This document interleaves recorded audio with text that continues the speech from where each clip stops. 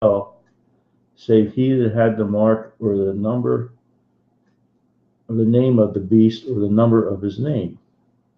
Here is wisdom. Let him have understanding. Count the number of the beast, for it is the number of a man, and his number is 666.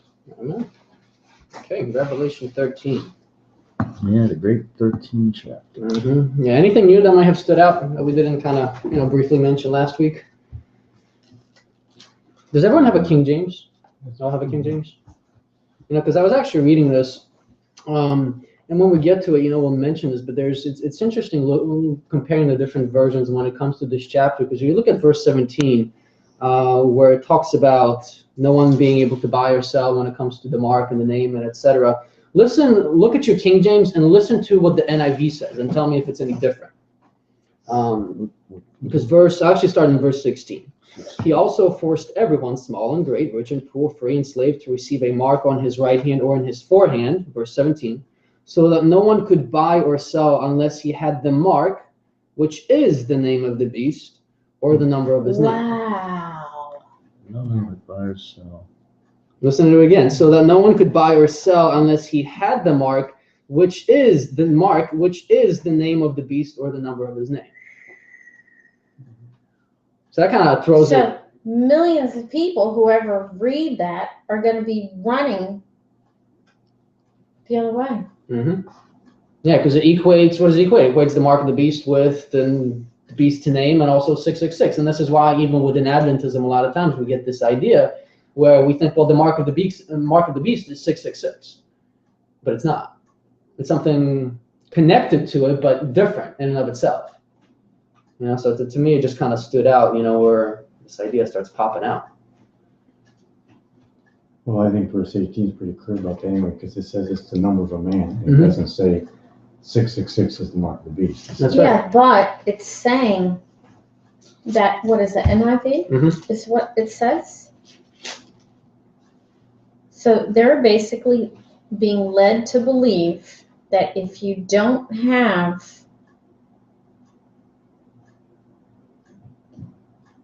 you'll be fine if you have the mark, basically. Well, at the same time, Right? to me, it destroys the kind of presentation that we as Adventists have. It kind of deviates from the importance. Well, look, 666. Well, what does it actually point to? It points to the papacy. It points to the Pope as the man who sets himself up as God. But here, it's kind of doesn't make that distinction. It brings it all into one little bundle. And as long as you get this idea, well, the mark is the chip. Then, well, the mark is the chip is also 666. Everything is equated into one. So now when you try to present this about the papacy and everything, about it being the beast, it's harder for them to figure this out because it's ingrained in that mind. Well, look, you're telling me that these are two different things. When I thought mark of the beast is 666. Can you read verse 17 again, NIV? Sure. So that no one could buy or sell unless he had the mark, which is the name of the beast or the number of his name. So it's going to be an identification. Mm-hmm. Yeah. It's to help misidentify it, is really what it comes down to. It'll be a title handed to you. Mm-hmm. Okay, but last week we started breaking this down, and I think we got pretty far. We were trying to figure out the identity of this thing, what this beast is. Now, there's some things we didn't mention last week, which I'm going to add at the very, very end over here, which kind of brings some other chapters and prophecies together.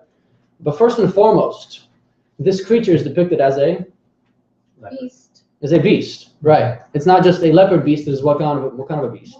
Dragon. Amalgamation. Right. It's an amalgamation. It's a composite beast. The beast, of course, in Bible prophecy, according to Daniel 7, represents a kingdom or a power. Right. Now, what kind of a power is this? And how do you know? Geopolitical. How do we know this? Because it combines church and state. Okay. You're And not in control, but you have to worship it.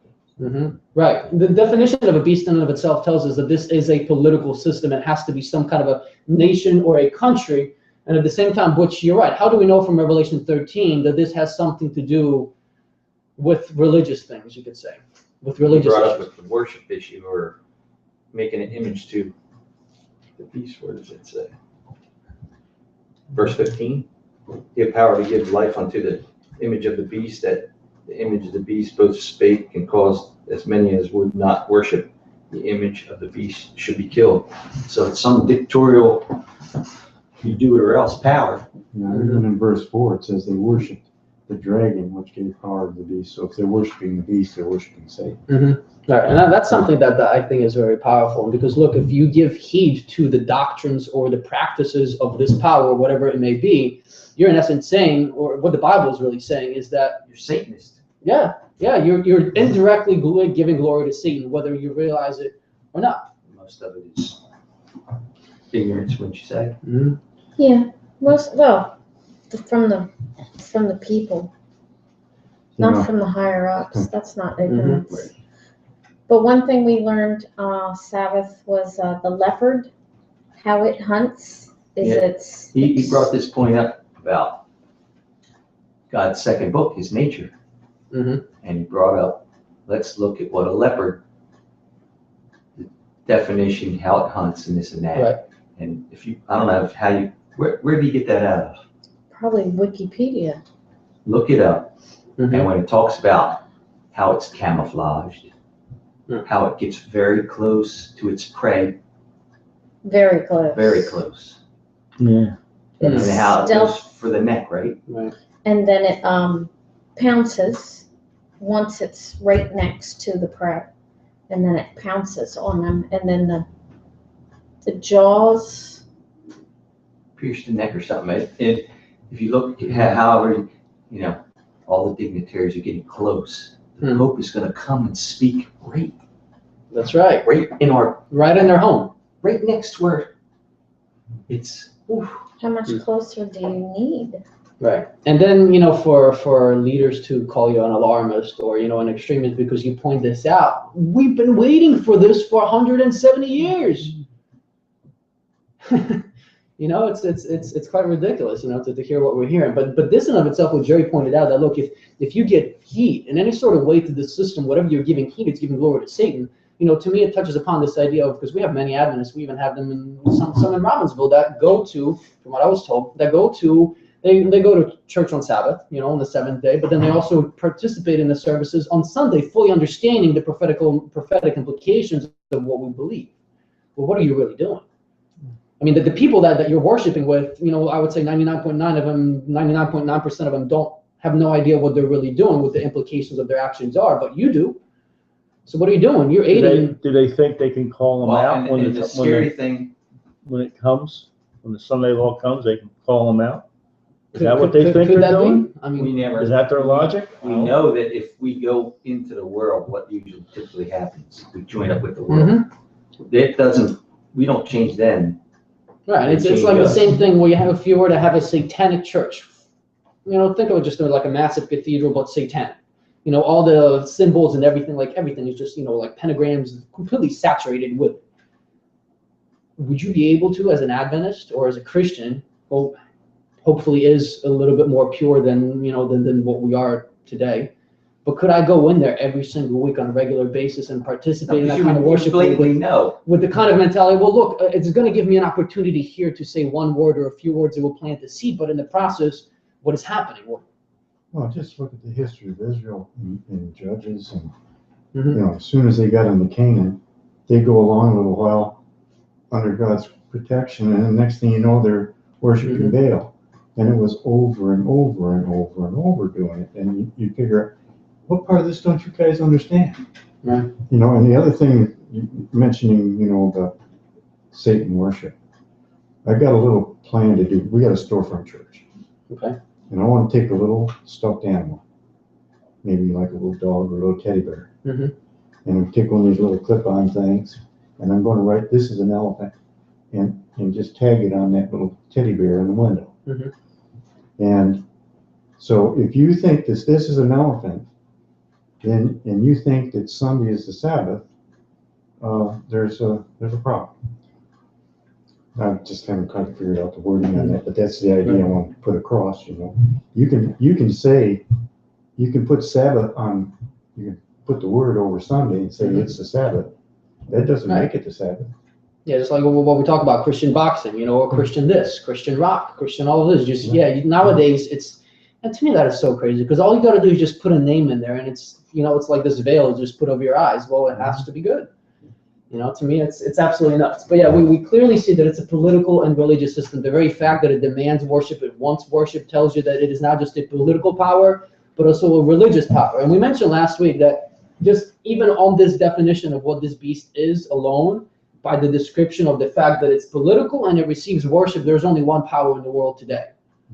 And it is the Roman Catholic system. It is located in the Vatican. It is the papacy. That's the only one that fits that description in and of itself. We don't even need all these other dozen plus characteristics. Huh? It's so blatant. I mean, you'd have to be blind not to be able to figure this out. Yeah. But unfortunately, to me, those preconceived ideas and that kind of mentality of preterism and futurism has just been so ingrained, especially with the movies even in the last years. There's a movie that came out in the fall, Left Behind, with Nicolas Cage and everything. That was a whole big thing about that. But it just keeps again and again getting solidified in that mind. It's not good. So you see, demands worship, rises out of the sea, meaning which also implies that its ascension on the scene will be of what nature? Will be peaceful? Well, you usually get there by war. Right, yeah, the human heart is what? Desperately wicked, right? So we know that anytime you're talking about ascendancy among a group of people, you're talking about conflict. There's going to be somebody there that will not want to see you rise above themselves. We've seen this in Heaven with Lucifer, where it's just the same thing all over again.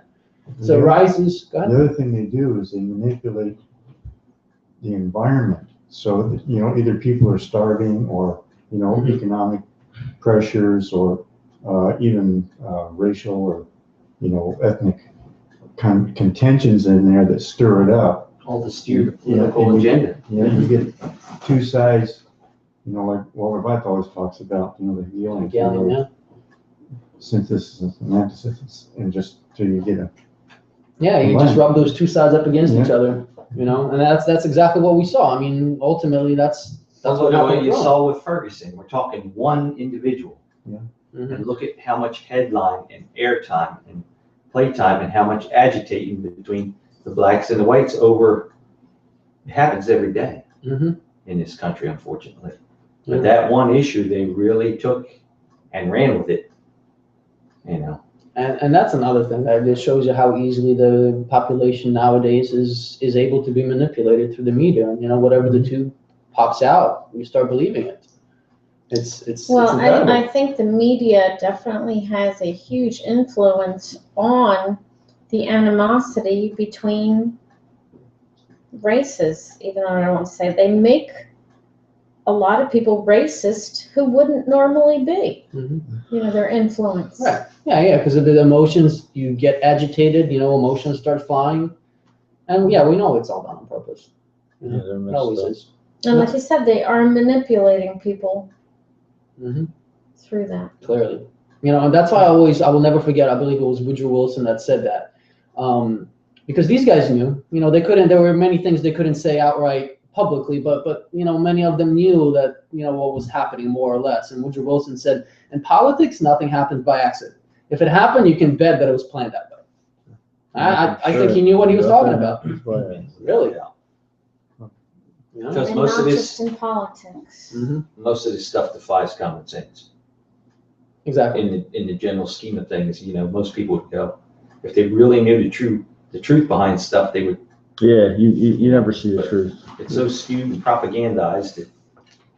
Well, to me, even, this whole thing, how it's, I know we're deviating a little bit, but this whole thing with, the race issue, how it's being, propagated through the media and everything to create two opposing sides, and it's causing tension. It really is. It's a plan. I keep tabs on it online, what people are saying, this group and whatnot, and it's escalating. To me, it brings into mind that one quote from the Spirit of Prophecy. Let me just try to find it. Which actually, it wasn't in the red books. It's in hold on, result.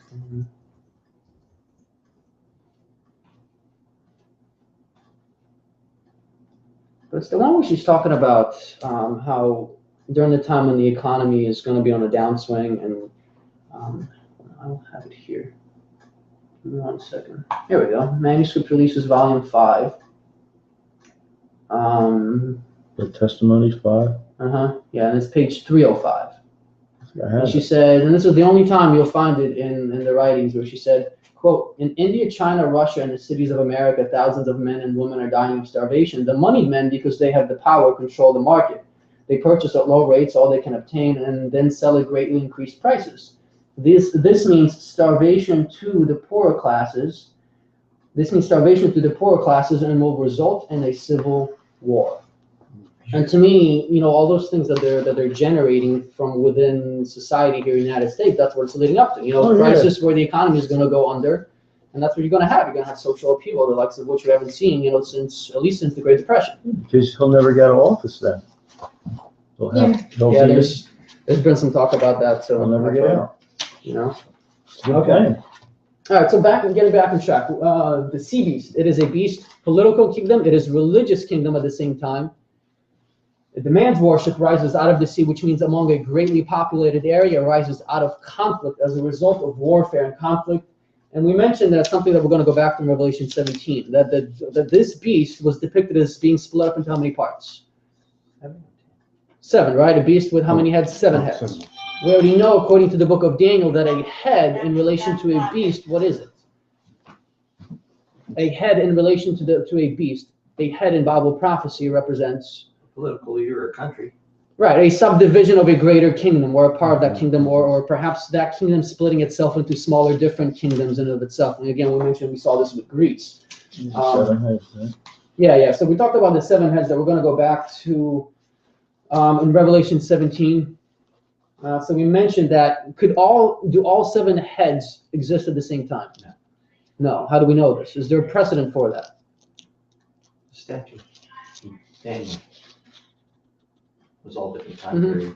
Right, yeah. Well, that's a good example. Yeah, Daniel saw the statue and vision, different elements, different metals going down, but we know that even though we represented different kingdoms, each kingdom was not on the scene at the same time. Exactly. So we're seeing it here, that while the beast exists, representing this false religious political system that Satan has been using throughout time, John, as he is beholding this in Revelation 13, he is beholding it at the place of which head?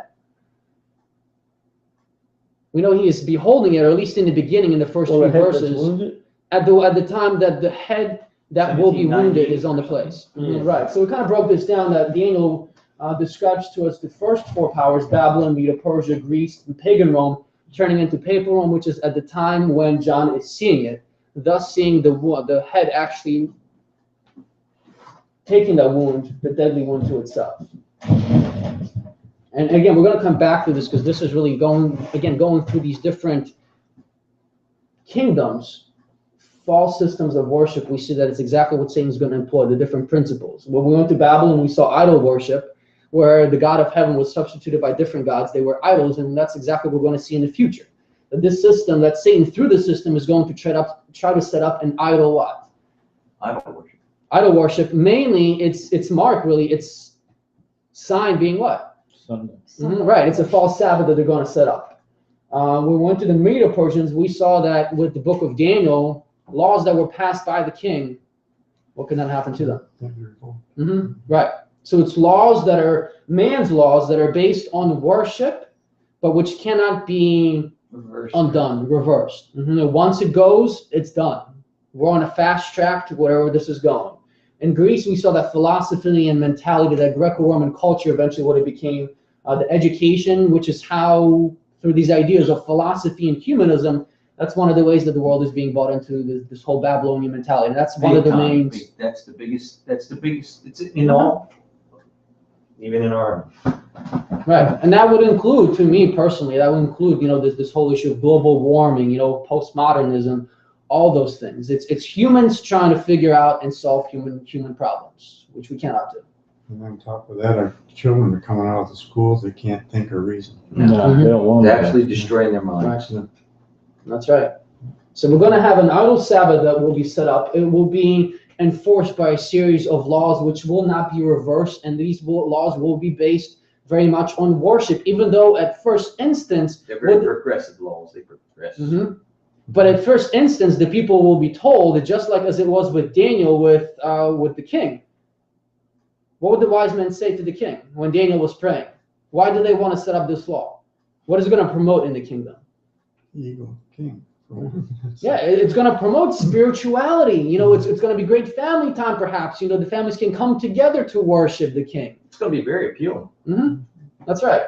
And but embedded in there will be death, really. You know, will be a sentence of death. And that's how they're going to try to sell this, either through humanism, making you believe that, look, we need to do this in order to save the planet. Look what's happening. The earth is breaking apart because of the sin that we've placed on it. Morality. Exactly. And we know that this will be enforced through strength, through the civil power, which is what brings us over to pagan Rome. And then in the end, if you're still not convinced, what did papal Rome do? It convinced you that to burn people at the stake, it's actually, what does it do to God? Yeah, they were saying it glorifies him. So if you're not sold by any of these things, the philosophy, the mentality, the false system of education, if you're not coerced into it by strength, you're going to be led to believe that what you are actually doing and persecuting those dissenters who won't go along with these morality laws, you're going to be thinking that you're doing it to the service of God. Satan has all the bases covered, basically. And again, the last two heads we're going to cover in Revelation 17, or part of it next week. So that's what we mentioned. This beast, the sea beast, has characteristics of the first four beasts of Daniel. Right? The lion, the leopard, the bear. And really, you could tie this in with the nondescripties because it's really, follows the same mentality. And as Jerry pointed out, it is one conglomerate beast. Who gives it its power? Dragon. The dragon in this instance represents what? Does it represent just one thing or actually two? I think it's a combination. It's a combination, right? First and foremost, ultimately, we know that the dragon represents who? Satan. Satan. Revelation 12. But even in Revelation 12, in the verse 4 and 5, we saw that it was the dragon that was waiting, ready to devour the child of the woman. And we know that it was who at the time of Jesus that tried to destroy it? Right. So we know that even though ultimately represents Satan, in these instances, it represents Satan as he works through the civil power, the government at that time, which at the time of Jesus was pagan Rome. And our time, again, as we're seeing it, who's it going to be? People. Well, in this instance, originally, who was it? In 538 or in 330, if you want to go back. It was the power of Rome, right? It was the same instance. It was Rome. It was Constantine that moved the headquarters of the empire from Rome to Constantinople, thus eventually making the bishop in Rome the moral leader of the world by the time we get to 533 and 538. So it was imperial Rome that gave it seat and authority, harmonizing Revelation 12 and 13. Although we know that after the wound is healed, what's supposed to happen to it again? They'll come back home. Right. And who helps the wound heal? Right, the earth beast. Right, so more on that next week. Just to shore up with what you're saying here. I don't know if you've ever seen this thing. What is it? It's a special document from the Vatican from 1997 to 2002. Okay. You heard that one? What is the title? It says Project the Most Coded Sectarian Group. I may have, but I don't recall it. No. Go ahead. All right. The purpose. The central point, evangelization of Seventh-day Adventists with the true gospel constitutes the greatest goal of the Catholic Church for the return of Protestants to Rome. To install ideas and projects among the Adventists which help to foster a closer Catholic Adventist relationship. To make concessions to bring the Catholic way of thinking among Adventists. To see and analyze common evangelization objectives with Seventh-day Adventists. To remove the erroneous paradigms Adventists have about the Roman Catholic Church, to show Seventh-day Adventists that their origin as a church has no biblical foundation, to show Seventh-day Adventists that the writings of Ellen White are false, to show Seventh-day Adventists how damaging and dangerous to the world peace is their position regarding the Pope, the Virgin Mary, and Sunday as the day of rest, to let Seventh-day Adventists know that their church has the highest record of apostasies among Protestants due to the theological differences among them, and to unmask before the world the steps of the Adventist Church has taken through its bona fide leaders towards Catholics and ecumenism, and to make Seventh-day Adventists understand that if they do not unite with the Catholics and Protestants to seek world peace, they will be guilty of all the evils and or disasters that come upon the earth. That's how you're going to bring about. Well, If you want to copy this. that means Sure, I will. that means the slam is coming. Thanks, Ray. Meaning we're gonna get blacklisted. We're gonna get blacked. Yeah, and that kind of goes along what I know happened here in the United States and in different countries around the turn of the millennia. But I think it was 1999 that, this isn't, you can't really find official documents for this, but we know that in 1999 there was a meeting in Washington, D.C.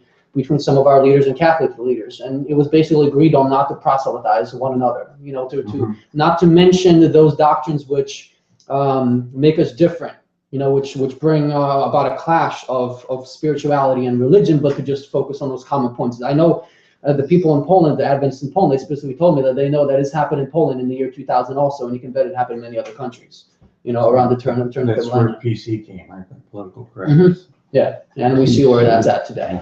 Making trouble. Yeah, it's absolutely incredible. How do we know that this power is connected to Western Europe? How much of the world wanders after it? Oh. Exactly. And we know since its seat was given by Imperial Rome, its position geographically has to be its center, at least its headquarters, somewhere in Europe. We already know that this is Western Europe, where it was connected. And again, eventually, how much of the world gives its homage? All of it, exactly. Has that happened yet? No.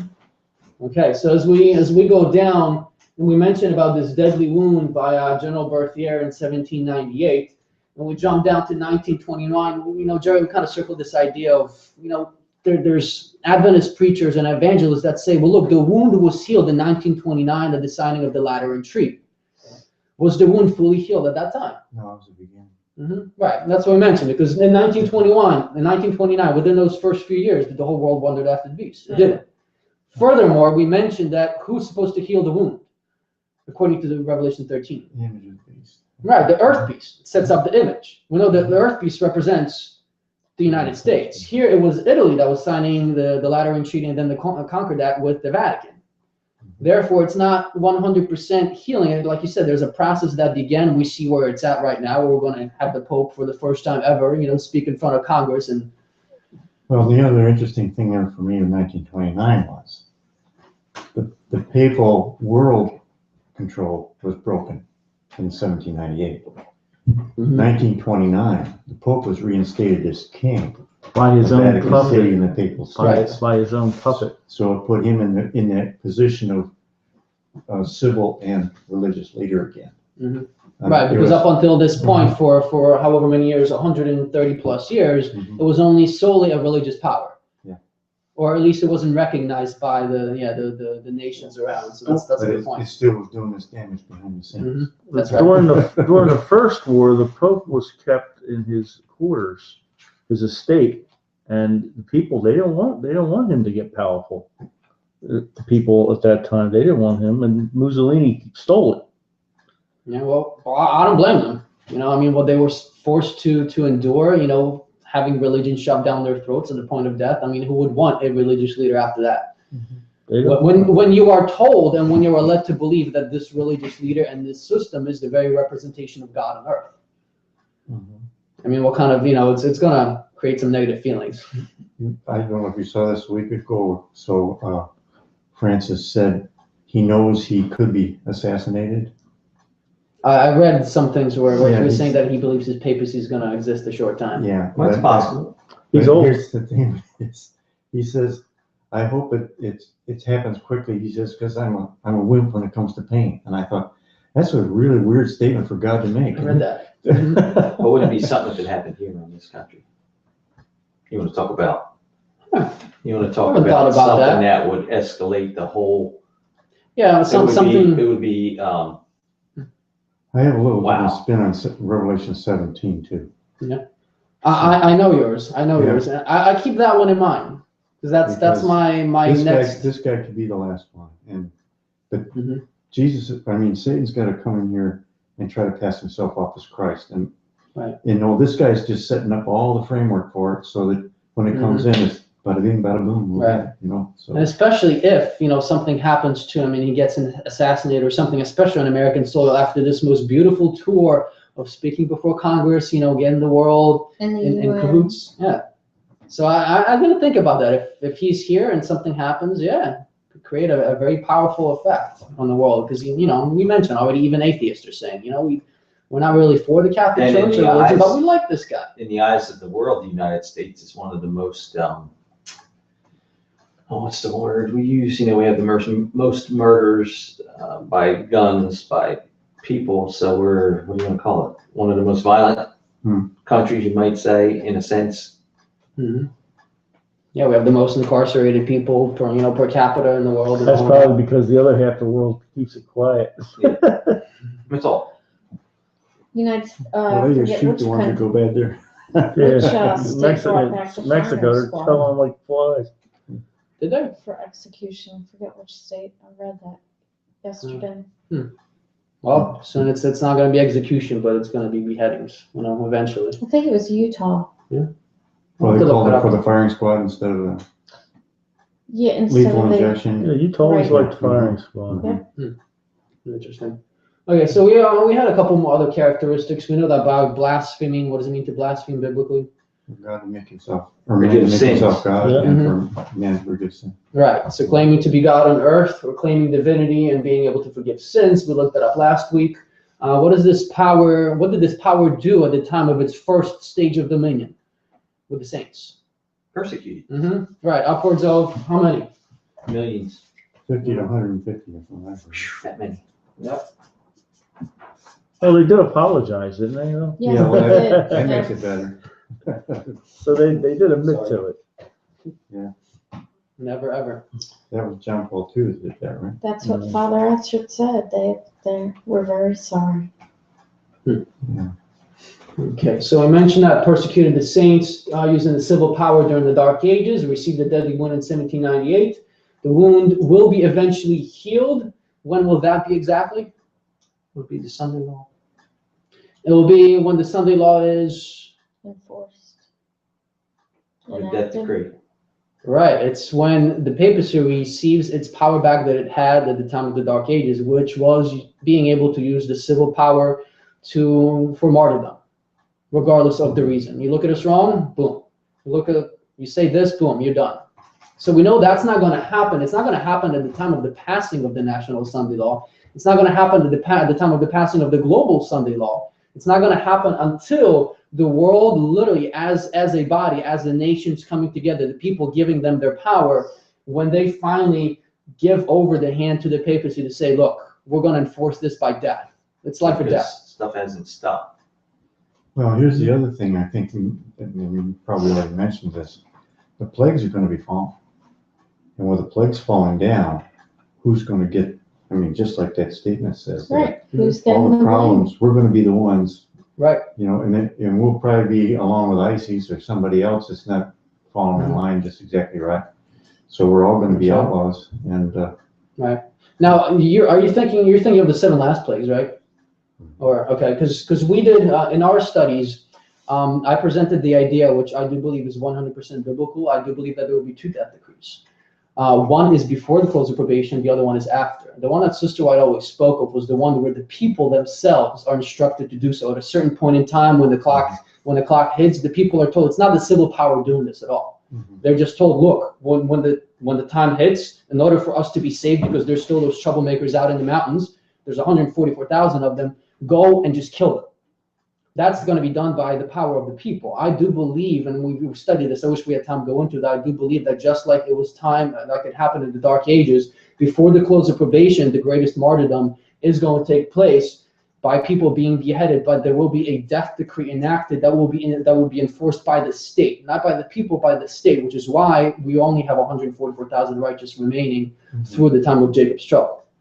So, I'm not sure if you've heard that, but that's kind of what we studied in the weeks past. You're saying 144,000 is a little number. I believe it's 144,000 saints, yeah. No, I do. So, And, okay. yeah. Good. So, because I always go back to Noah. Mhm. He got on the boat, and there was 6.5 billion people on the planet then. That's right. So, I keep If we saying get that's an improvement in yeah, our if we get time. up to 144,000, that's a pretty good. Right, especially to have victory over sin, to be changed and transformed in character perfectly. Yeah. I mean, we don't see that today yet. I believe it's about to happen, but Especially being as far removed from the time of Christ's crucifixion, I mean, those who are alive in Noah's day, a lot of them had first-hand or second-hand, knowledge of God and Adam and Eve. I mean, they were close. We are so far removed from, we're going by. That's right. And faith. We have no Missouri here. Well, and then Enoch was out there, living it. And, had an interesting thought today too about Methuselah. Okay. It says when he dies, it shall come. Mm-hmm. They had 969 years to know that there was something to get ready. up. Yeah. Which is interesting, which means, that they had all that, they had a time-setting message in a matter of speaking, but we've seen that throughout time, even in 1844. Does that ever make us ready? As people, no. No, if you're given a date, you're going to procrastinate. So why don't you give us like an earlier date? Well, they always keep saying, get ready, get ready. I say, be ready, be ready. Yeah. That getting ready, that you can put that off until Tuesday. Yeah, it implies procrastination of some sort, at least. Yeah, so I agree. Well, in the messages of the last 35 to 40 years within the churches hasn't forced the issue for us too. It's almost that, okay, you can just keep on going. You got time. Status quo. You'll be forgiven and just, But that I blame it's a lulling. on the infiltrators. Yeah, it's been a lulling to sleep. That's right. Yeah, Our own fault. Don't Don't get me wrong. It's our own fault for falling into that. That's right. Okay, so we covered that. We covered the fact that it regains full, complete control of the world and that it continues for 42 months after the wound is healed. Jerry, we do believe that the 42 months has a dual application, that since there are two stages of dominion of the little horn power, one that is purely prophetic, 42 prophetic months, which means 1,260 years. But we do also believe that when it comes time for the second stage of this power, when the Sunday law is passed, there will be a period of about 3.5 years, which also parallels the time of Jesus's ministry, which is a depiction of the ministry of the 144,000 under the power of the latter rain. Elijah, 3.5 years. So we do believe that there's going to be about a short period of time, which will be much more intense, which will take place at the time that the wound is being healed. It's that second stage of dominion. I wish we had time to, maybe discuss that and whatnot. Just right now, we kind of don't really have the time. Because I know it's a little controversial if for an Adventist who hasn't heard I it don't before. have a problem with that because I think many of the prophecies have dual applications, and it'll be after we look back at things a lot of times that we see that happening. But for our ministry, we're there saying, you be ready today, because you can get hit by a truck tomorrow. Right. So I could drop dead and die right this minute. Yeah, and so that's the most important thing to me. And and I tell people, don't you ever look at me. You look at our Savior here, and that's the pattern you got to look after.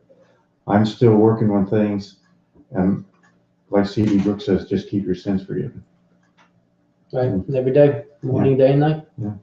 Now that's I've encountered that sometimes too. Because people. I'm such an erring human being. Full of defects and everything. Procrastinator, hypocrite, and everything. And to me, I can't stand it when people look to me for like an example of righteousness. Like, don't look to me. Don't expect all these things from me. To put the pressure of that. Yeah, I can't do all of it. I can't. If you look not- to me, you're just going to be disappointed. There's not one good, isn't that say that? Yeah, no, not one. Well, and look So at I how agree. many people leave organized religion because they look at people and you try to get through them. Listen, what is the church full of? Sinners. Yeah. We're hypocrites. We're there trying to get, but Well, don't look at correct. the person. Look at the message. The message someone's giving you. And we've seen that even in Robbinsville. We've seen people, leave the church or go somewhere else because of other people. And some have even the mentality or the belief system of some Adventists have changed because of bad experiences in the church. I mean, you guys know Brother Tim. What happened. And his mentality has changed because of some things that happened bad in the past in the church. Brother Bill, same thing. How many number of people left because of the things that he has said and the way he treated them, like the Mobilists, for example. You know, not to go into it, but you know what happened. That's why try to read. Get into anything. That's right. Okay, so we kind of covered some really general and straightforward bases last week. One thing that we're going to jump into in Revelation 17, and something we already studied in the book of Daniel, that when it comes to the prophetic scenario, when it comes to God's truth, what does this system do? Perverts. Right. So I would say perverts And claims. Yes is no, and what's no is yes. I mean, we take everything and just. That's for sure. Right. Now, what does it do when it comes to the law of God? What does it try to do? They try to change it. Right. So it claims They to do have. change it, but Well, and No, essentially what they do is God's they law know. can't be changed. They attempt to change it in their eyes. Right. So it perverts or claims to have changed the solemnity. Well, not even just the solemnity of the seventh day, but also of the other commandments also. So it claims to have power to change God's holy law and what else? times. Which means? The day of worship is a time change. Well, we mentioned that the change when it comes to the seventh day Sabbath from the seventh day to the first day of the week was very much embedded in the changing of the law. Right. When it speaks of the times, you mentioned that even though, yes, you could mention that it's a reference to the Sabbath, but more so, I think, more explicitly points us to the fact that it. Prophetic times. Right. In God's prophetic time.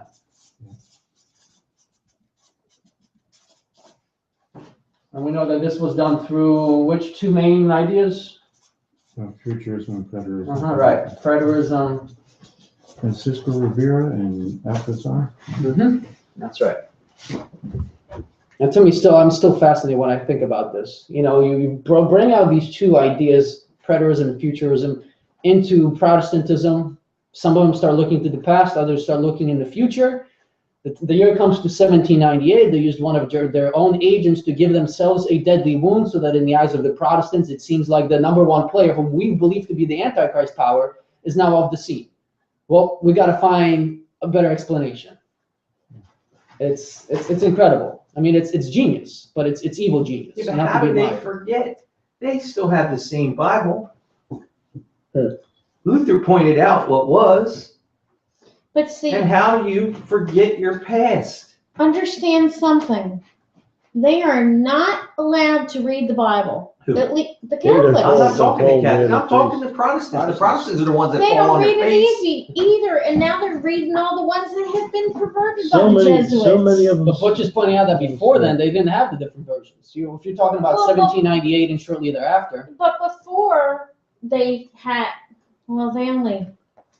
they didn't study as hard as they should have. Yeah, think about it. Yeah, the Latin Vulgate, which was kind of corrupted too. But if it wasn't for the Waldenses, we wouldn't have what we got now. You know, and William Tyndale. But another one in your law here, in the Ten Commandments, there, that second one's missing. That's right. Yeah, graven idols, graven images. So And that would be huge. But And it wasn't missing in the Bible. that's right. It is. In the catechism. In the That's the catechism, catechism. it was Mhm. missing, yes. And Butch, to me, kind of think about it this way about, this idea with history. How do you forget your own history? Well, to me, can I forget a history that I was never part of? No. Right. So to me, that's how I see Adventism today. We have, a million people joining the denomination every single year. Yeah, they have no idea what Adventism is or was. Which is why you start bringing these things out, and the majority of people, they look at you like this, But you're see, crazy. there's no education once you're brought into. Or before, like they were saying Sabbath. Yeah. These things have to be taught before they're baptized. Why? Because they may not agree with that point and leave. Had we taught them beforehand, they know all what they're getting into. They wouldn't have that problem. Right. And one of the other things too with that is, if you study early Adventist history, those people were in their Bible all the time. Mm-hmm. And they didn't, a lot of times they Yes. didn't go to bed at night. Yeah, that's all they really had. Yeah. They had their Bible themselves, and they And didn't look have how, distractions at night. but we allow these distractions Mhm. to take us away. And whose fault is that but our own? right? My I mean, we are getting bombarded by, poison and different things from all different directions, whether it's air, water, you name it. That's the other But issue that people don't realize, that the mind is being bombarded, and we can't even see it right now. We're getting hammered by high frequency radio waves, the Wi-Fi, the Chemicals water and we're everything. drinking, the air we're breathing. But on the- 90% of people are on some sort of medication from the pharmacies, and yeah, I it actually read contains some. 25% of women in the United States are on antidepressants. Yeah. So that takes their mind. You know what the number one Bad ingredient in stuff. Prozac is? It's 95% fluoride. you know what fluoride is, right? So And no- Prozac Yeah, is the first documented use of fluoride was in the Russian gulags to dumb down the people and create a docile workforce so they won't Which escape the camps. They got from the I thought Germans. that was in Germany too. Oh, they did in that. Germany too, Yeah. and wars for the mind. And if you don't have clarity of mind, which the people are so. But on the flip side, because when we talk about all these bad things and everything, and you may think, well, in light of all of this, how are we supposed to get victory over sin? And to me, it's such a beautiful thing. Romans 5, where sin abounds, grace abounds even more. So to me, I'm like, Lord, like how amazing is your ability to transform if we are willing, when in this one point in Earth's history where we have the worst conditions imaginable. I mean, we breathe, we're poisoned. We drink water, we're poisoned. We eat something, we're poisoned. You look at something, you're poisoned. You listen to, just go to the supermarket, you're getting poisoned. And in light of all of these things, you're going to lead 144,000 of your saints to complete victory? Like, it seems almost impossible, but to me, there's a promise that it's going to happen. Well, you add to the text you just mentioned, John 14:15, if you love me, keep my commandments. Then he says, I'll give you the Comforter. The Comforter will be with you, whispering in your ear. This is the way. Helping you see, right? All right. And when you get to the place where you say, Lord, I want you to control me all the time, then the Holy Spirit lives in you. And then that's the process. And an 8-year-old kid can understand that. Yeah, I believe God's truth is very logical. Yeah. And so if you really come to that place and say, this is what God asked me to do? Oh, so you make that choice, and while you're continuing, and you stumble along, you run into things, but the Holy Spirit is there as long as you're doing your best to try to do what God wants you to do. The power comes, and I look at grace as being not only unmerited favor but powerful. Comes in. Absolutely. Yeah, and that's a beautiful thing to experience. They overcame him by the blood of the Lamb and the word of their testimony, right? That's what we need. How many times in Revelation does it talk about overcome? That's, if you're, it's a lot. I mean, it's more than any other book in the Bible. Yeah, 8 times that kind of. Yeah, which is to me. But overcoming. I just read in Smith's book that when Julius Caesar was in Egypt, he made this speech and he says, I came, I saw, I overcame. I'm like, that seems awful odd.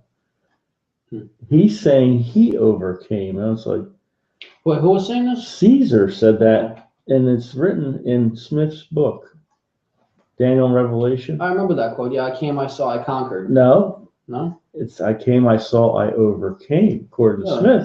Smith. And I'm saying to myself, did they get that from history, or how the heck can he say words like that? I don't know. I just thought that was really odd. Yeah, sometimes those words are in there, perhaps for not just by accident. I read this to Michelle earlier, and this is from Testimonies for the Church, Volume 5, page 53. Powerful. In light of everything that we're studying this, and since we're talking a little bit more about the lifestyle, amazing. She was just rebuking a brother for some bad things that he was doing, but she's saying this in the context of the end times, page 53. She says, even one wrong trait of character, one sinful desire cherished, will eventually neutralize all the power of the gospel. Just one. The prevalence of a sinful desire shows the delusion of the soul. Every indulgence of that desire strengthens the soul's aversion to God. The pains of duty and the pleasures of sin are the cords with which Satan binds men in his snares. Now get this. This is powerful. Those who would rather die than perform a wrong act are the only ones who will be found faithful. Right. Let me read it again. Those who would rather die than perform a wrong act are the only ones who will be found faithful. And I believe that the word act implies not just, doing, but also thinking and saying. Right. I mean, wow. So I got to get to that point where I would be rather willing to have my head chopped off and give my life for Christ rather than say that half truth. Then you can say you're sanctified when you cut your head off. Right. And I mean, it stretches really far if you think about it, because the implications of righteousness are, I don't think we will fully grasp them. It's like what Sister White said, that when we reach the standard that God would have us reach, worldlings will regard Seventh-day Adventists as what did you say, as odd, straight-laced extremists. We're not there yet. So my thing is, okay, would I rather die than watch that episode of Dancing with the Stars? That might be Would I rather when they attack us. Yeah, but by then, if we're not at this point, we're just going to fold. And I think that's something that's for every single one of us. We all have the devices and things that we we shouldn't be doing. I mean, Butch, I know exactly. I had that love for sports. Which I know still is a struggle for many of us. Like, think about it. Would I rather die than watch that football game? Would I rather die than listen to that song, which I know is not pure, right, just, and good? I mean, that's heavy. Sure enough. That's heavy. And I believe it's only if we acquire that kind of a mentality progressively, that's the only way we're going to be part of the 144,000. Mm-hmm. Be that kind of a change in our hearts and minds.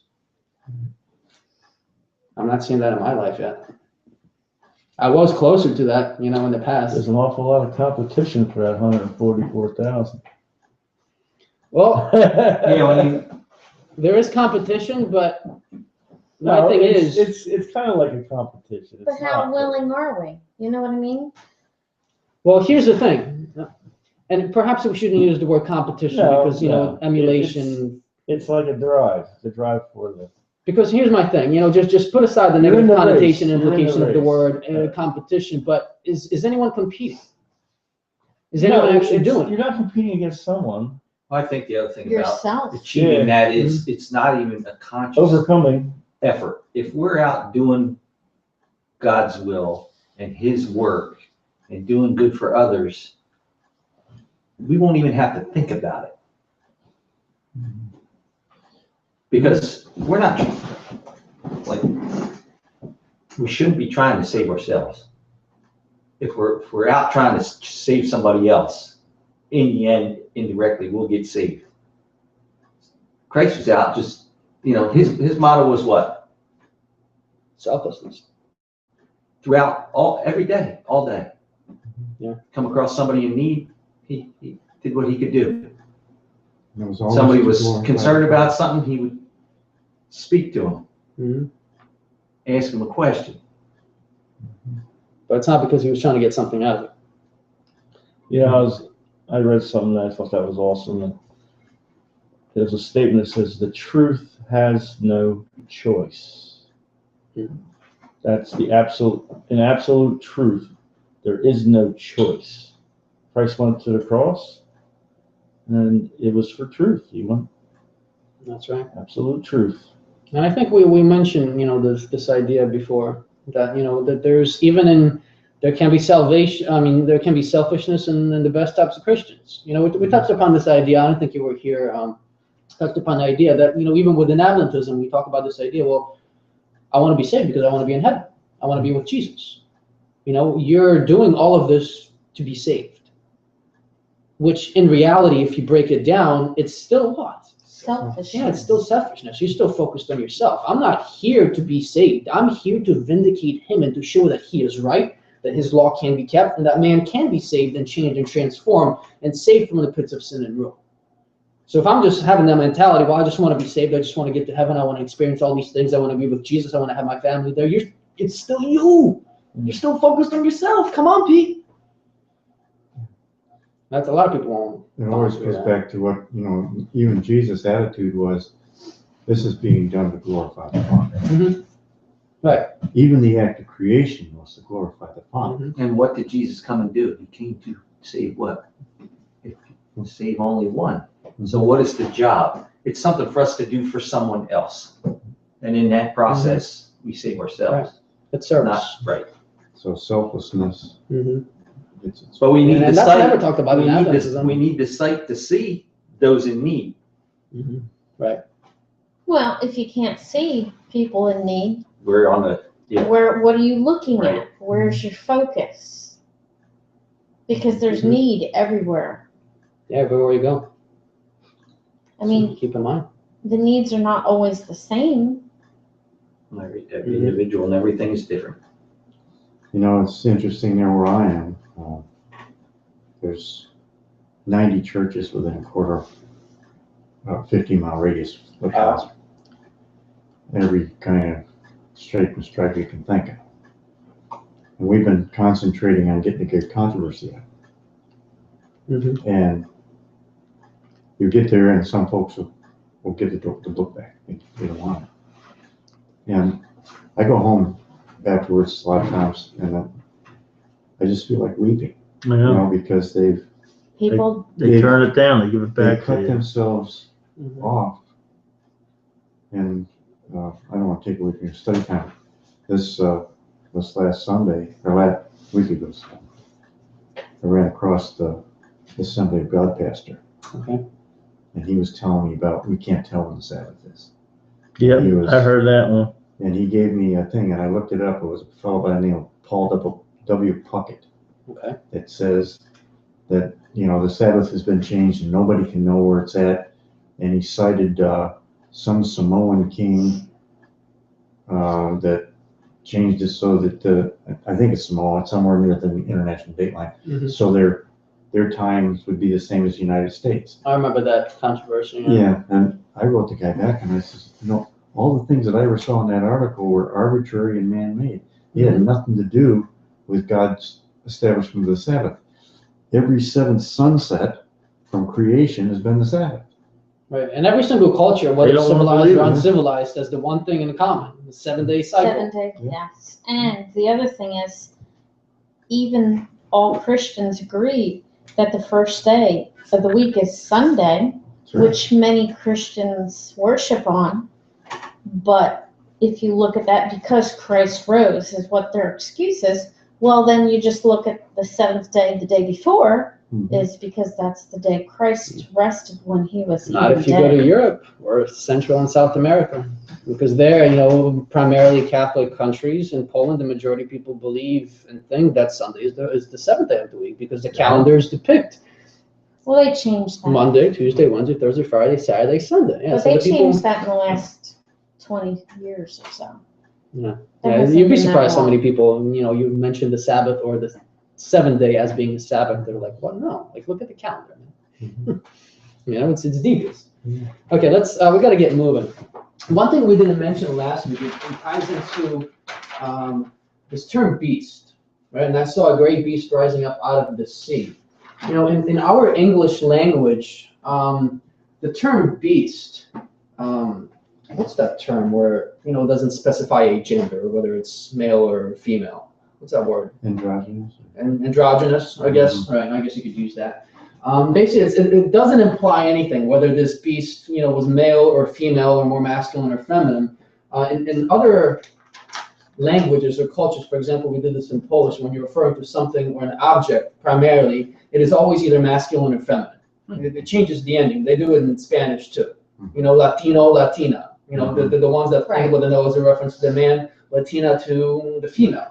The Greek also does that same thing. And to me, you know, when this is brought out, or when this is pointed out, it helps us to identify what this beast is, because in the Greek, the word beast, guess what gender it is associated with?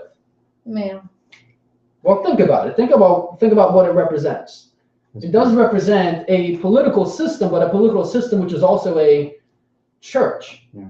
How is a woman represented in Bible Yeah. prophecy? Oh, sorry, I just said it.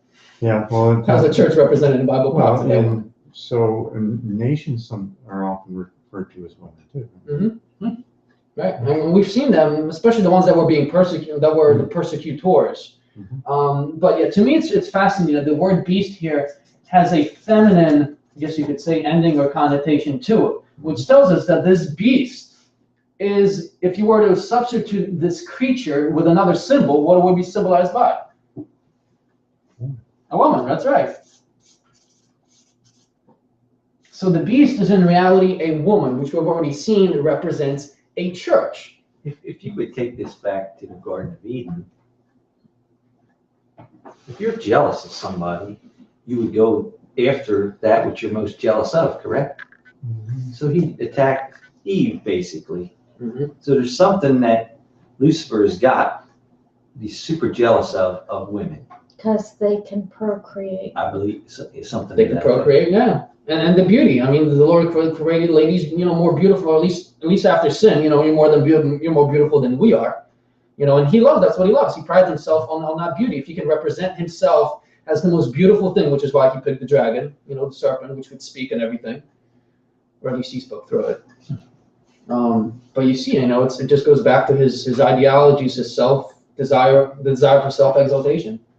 But to me, it tells us, look, this beast is a woman. It is a church, which we already knew. In Revelation 17, we'll find out that this woman is actually not just a woman, but when it comes to a family type of title. It's a woman. Right. So it's a mother, which has what? Children. Right, which has, I would say, daughters coming out of her. Just a little bit of a tidbit, but the masculine and feminine, I think, is very important. It brings their connotation to something else. Okay, anything else? It's funny in the end here, in the last 30 years, not to take anything away from you, look at how many have come into the political arena, into the church leadership positions, who are female. And everything today revolves around children. Right. The great We poems. must do this, we must do that. Yeah. Everything about the kids. And It's all interconnected. It went from children should not be seen and heard to everything's the children. yeah, I remember that's actually in Nazi Germany. That's one of the main things that Adolf Hitler with his Nazi party promoted. That they did everything as far as changes to even the fundamentals of society, of how it operated. Everything was done as with the guise of, let's do this for the children. It's going to help the children, the youth, right? I mean, we're seeing that, and we're seeing the same thing today. Because the youth are more dedicated than adults. The Hitler youth were fierce fighters. They would throw themselves on the tanks and blow themselves up. Right. It's that much easier to brainwash. They were. I told you guys about. There's a sermon by J. Reynolds Hoffman. It was an Adventist pastor. You probably heard of him. And I have like a series of his sermons from like the 80s and everything. And in one of the presentations on hypnosis and acupuncture and things like that, he mentioned a gentleman that he knew who was a school teacher, and he was a history teacher, and he obtained this propaganda film from Nazi Germany with subtitles, of course, Hitler speaking and everything, for it was like 40-45 minutes long, and he did an experiment with his classroom of about 30. Now, mind you, these kids were, anti-Nazi, everything, Western style thinking. Hitler is the evil guy, as it should be, But he turned off the lights. They didn't do anything. Just for 45 minutes, they watched that video on a big screen. And he said that when he surveyed the class after that 45 minutes, that what he had on his hands was a class full of Nazis. Yeah. That 45 minutes and their mentality, just the words, really the NLP, neuro-linguistic programming that was implied, whether he knew it or not, just changed their mentality in 45 minutes to where they were pro-Nazi agenda. That quick.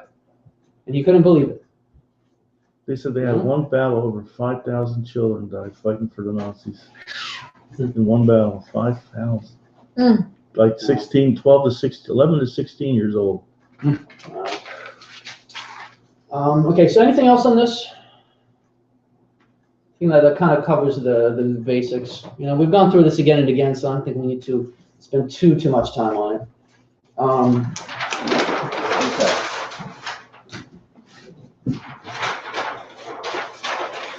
Okay. really quickly, can we go to 2 Thessalonians chapter 2? Really quick.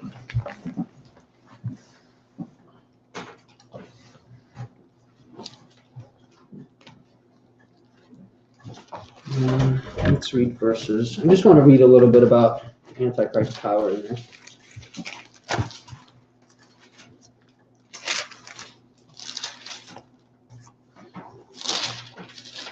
Do not be deceived. All right, about the man of lawlessness. So 2 Thessalonians chapter 2.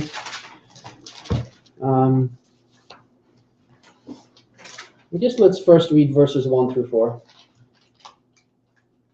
Now we beseech ye, brethren, by the coming of our Lord Jesus Christ, and by our gathering together unto him, that ye be not soon shaken in mind, or be troubled, neither by spirit, nor by word, nor by letter, as from us, as the day of Christ is at hand. Let no man deceive you by any means, for that day shall not come, except there come a falling away first, and that the man of sin be revealed, the son of perdition, who opposeth and exalteth himself above all that is called God, or that is worshipped, so that he, as God, sitteth in the temple of God, showing himself that he is God.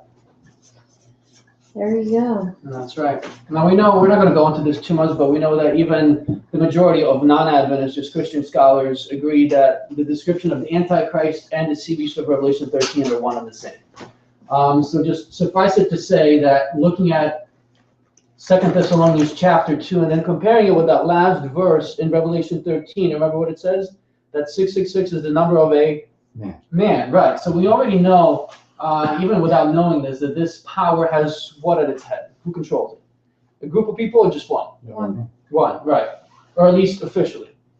If you know what I mean. Yeah. And As the a little man? horn has a man, eyes of a man, and mouth speaking great things. Right, exactly. We saw that in the angle. Well, So there's- as a man at its top who claims to be In place of God. yeah, I'll use that word, the vicar of Christ, or the substitute of Jesus Christ himself. And that's 2 Thessalonians 2:4.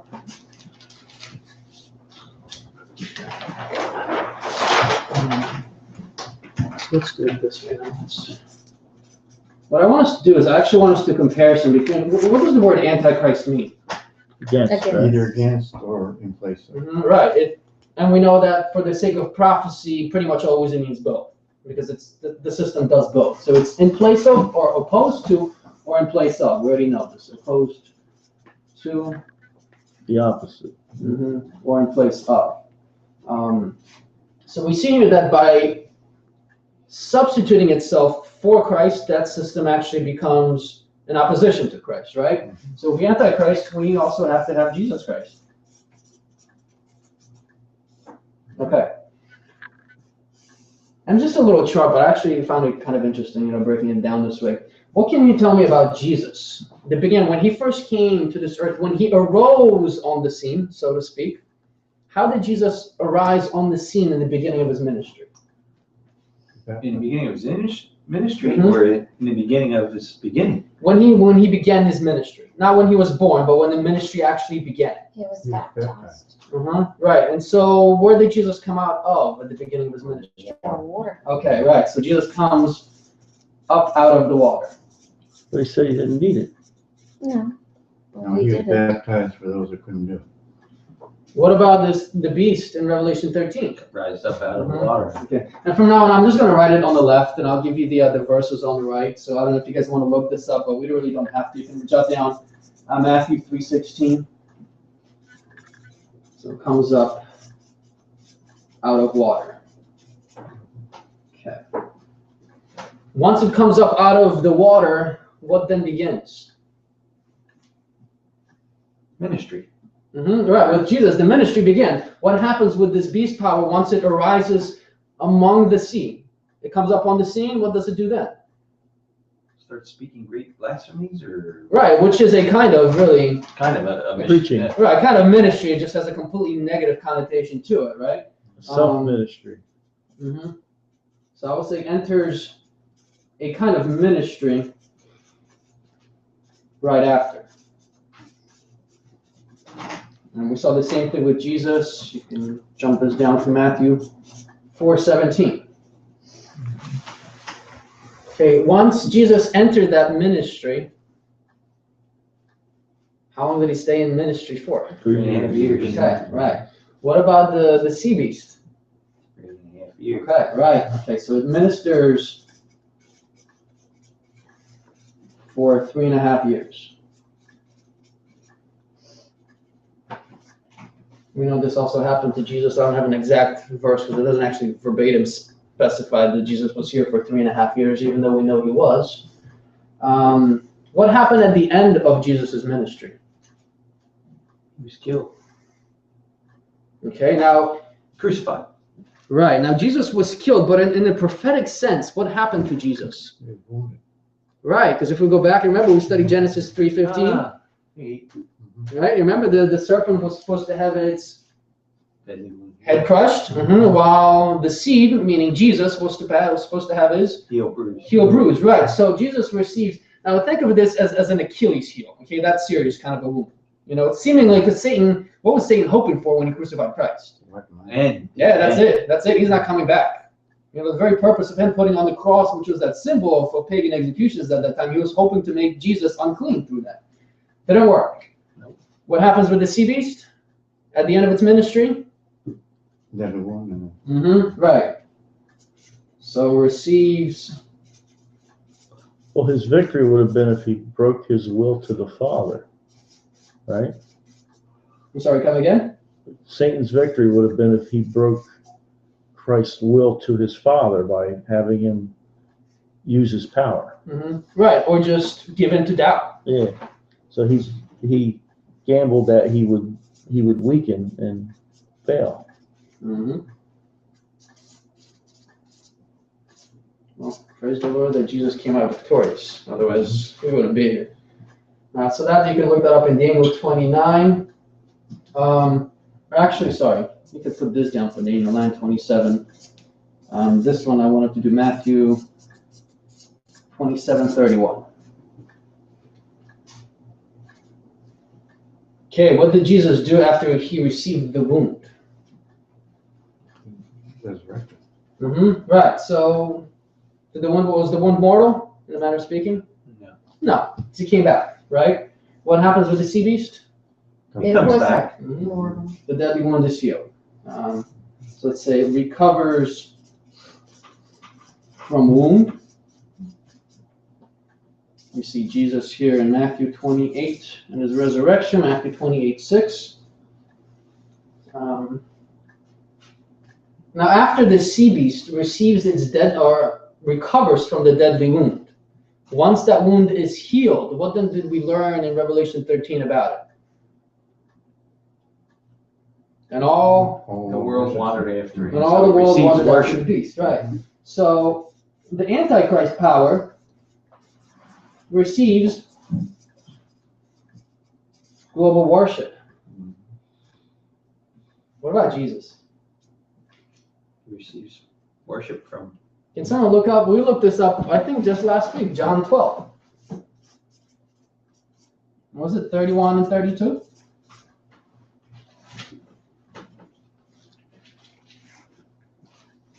And maybe also Matthew 28, verses 9 and God 10. be glorified in him.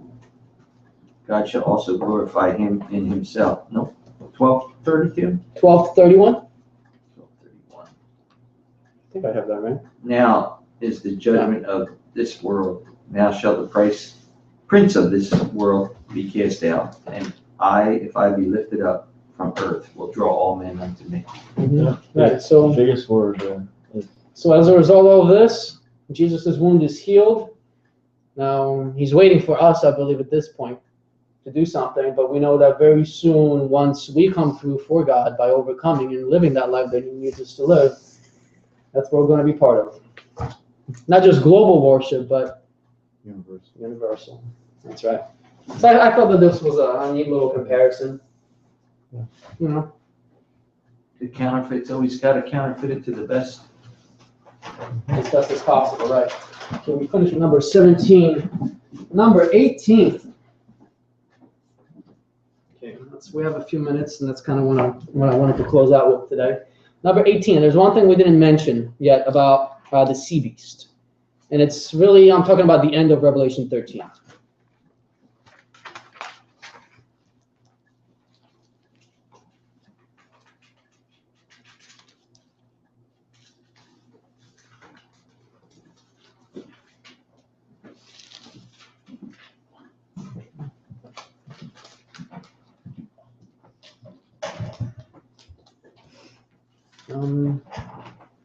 Can someone read for us verses 16 through 18 of Revelation 13, please? And he causeth all, small and great, rich and poor, free and bond, to receive a mark in their right hand or in their foreheads, and that no man might buy or sell, save that he had the mark of the name of the beast or the number of his name. Here's wisdom. Let him that hath understanding count the number of the beast, for it is the number of a man, and his number is 666. Okay, so one thing we didn't mention, and we're not going to have time to cover the mark of the beast, even though we already know what it is. So next week we're going to spend a short time on it. Its number is what? 666. Its number is 666.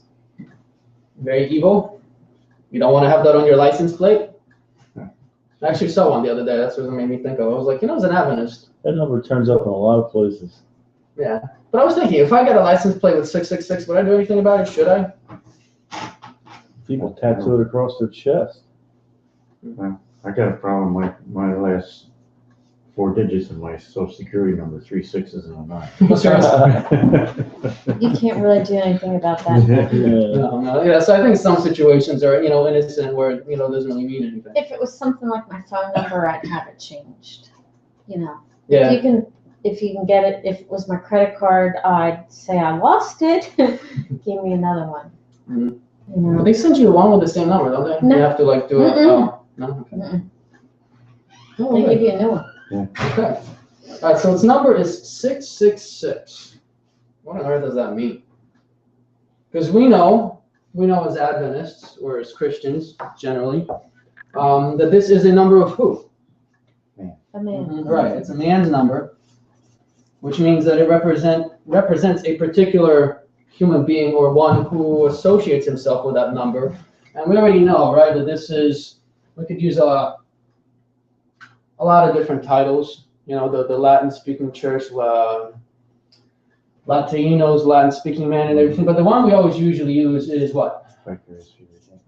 The official title of the Pope, since this is what the system represents. It represents the Roman Catholic system of religious political power, which persecuted the saints, gained its rise from Rome. It has received a deadly wound. The wound is being healed. All those steps, we know already beyond the shadow of a doubt, point to the papacy. The one who claims to be the #1 representative of God's people, getting closer and closer to those that actually are, and then it will pounce, just like that leopard, right? Now, is that the Latin or the Greek you're showing us? That's Latin. That's the Latin, right? Well, according to Smith's book, it adds up in the Greek, but not in the Latin. Or is it adds up in the Latin, not in the Greek? That way, yeah, because Oh, I got it the backwards. Greek language has its own numeral system. Okay, Which don't is add why up it's in the actually Greek. interesting. I have to, because it was mentioned to me some years ago, and I have to do a little bit more research. That the number 666, it's the number of man associated with Satan and with evil. If you were to actually take Jesus' name, Jesus Christ, in the Greek, according to the Roman, not the Roman, but the Greek numerals, you actually come out to 888. But apparently the number 888 has like the opposite significance as opposed to 666. But I have to do some research on it. I don't know if you heard anything about that, Jerry. That's interesting. Yeah. This is the one of the Greek ones and Yeah, the Latin Kingdom, Latina Basileia, Italica Ecclesia. Now, the latest counter to this, they were showing on the History Channel. They're showing a scribed fragment from Egypt. They're saying in that fragment, it's 616. They're trying to say now. And that's the oldest fragment they got. Yeah, it's a distraction. I like that you have the Vatican canon. I always found that neat, the divining circle. 616. Okay, so tell me, we have to use, if this is in Latin, what kind of a system do we have to use? There. Right, which was in place at the time that, who was on the scene? Rome, right, exactly. Rome used Latin. So, So this is a number of a man. If his official title was vicarious Philadelphia, which means vicar of God on earth, right? Well, that word Oh, vicarious also vicarious. means in place of. Right. In place It's literally of what, yeah, God exactly. on Substitute, earth. substitute of God Himself. Mhm. So how do we break this down? What are the Roman numerals? He is a 5. Now, how did they go from keys of the kingdom to this? Right. You know, it's like they're tying all this to the keys of the kingdom. So how can they went from the saying of Peter getting the keys, and then that becoming it went to that. It's like, Well, they They say twisted Peter it. was the corner of the foundation, but Yeah. he really isn't, and that's There's only that's one part God. of the issue right there. Right, and you just need to go to Psalms. Psalm 18. It's beyond the shadow of a doubt. Who's the rock? God is my only rock and my Right. foundation. It's simple. Okay, what about the I? I is 1. 1. He C. is 100. 100. He is 0. It's nothing, right? R is 0. nothing. I is 1. Right. He and you are interchangeable. It's 5. Mm-hmm. S is 0. Right. Okay, so next F F. is 0. Uh-huh. I is 1. L is 50. That was 50, right? I is 1 is I is 1. Okay. He is 500. He is 0. I is 1. Okay, so we got a total, if you use the official title of the Pope, which was on his mitre up until about 100 years ago, and actually have to do some research because I came across something some months ago and I didn't save it, that Pope Ratzinger in one of his writings made a reference actually to kind of subtly to vicarious Philadelphia. I don't know if you heard about that, Jerry, but I have to look that up. you think that bothers them or what? No, they don't care. They don't Mhm. care. Yeah, I mean, especially now when they got these theories coming out about 606, 616. Yeah. That's what they're pushing now. Right, so we know this is the official title of the Pope. The last time they used it was that in the Catholic record 1923, right? And we can prove that it was used officially by the Roman Catholic system. That's not our focus here. Our focus here is, well, what does it actually mean? Where did it come from? Where does it get its origin from? Because we know that this is pointing to 666, but what does this actually mean? Means in place of the Son of God. Literally. Right, very much so. Well, now we have to understand why it means that. Because, just saying this, well, it's 666 number of a man, he's exalting himself as God, which we already saw in the Bible, but, to kind of break it down, see where this came from. And I want to mention two things. Because we know that, first and foremost, this number, because is this a Christian system?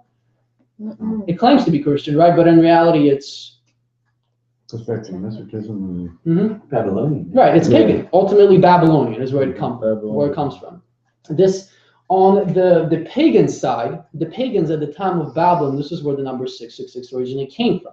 Now, I do believe, since it was Satan that was working through the Babylonians to get them, to dive them into this sun worship religion with the moon and stars and astrology and all of this, he led them into this type of worship without them realizing where it actually came from or where these numbers came from. Because this number first appeared at the time of ancient Babylon. And I'm going to have this for you next week. And Jerry, maybe I'll email this too, because I was trying to print it out, but like the pages were getting mixed up. And so I'll have to maybe email it to you or something. Well, IHS also represents 666.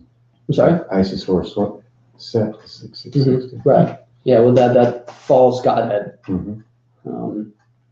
So let me just mention this. Before, and I'm quoting from this point, before getting into this fascinating topic, it is important to look at the significance of the Babylonians using the sexagesimal base 60 number system, from which comes 60 minutes in an hour, 60 seconds in a minute, 360, which is 60 times 6 degrees in a circle, and 60 degrees in each angle of an equilateral triangle. So it just mentions how, Is that Nimrod and his building type thing? Is that? Right, but those numbers are embedded, geometrically within our math system, within our world. Which they say came from the Arabs, they try to tell us. Well, Pythagoras too, that's information of that. Right, Pythagoras. yeah. Which all came through Egypt, probably.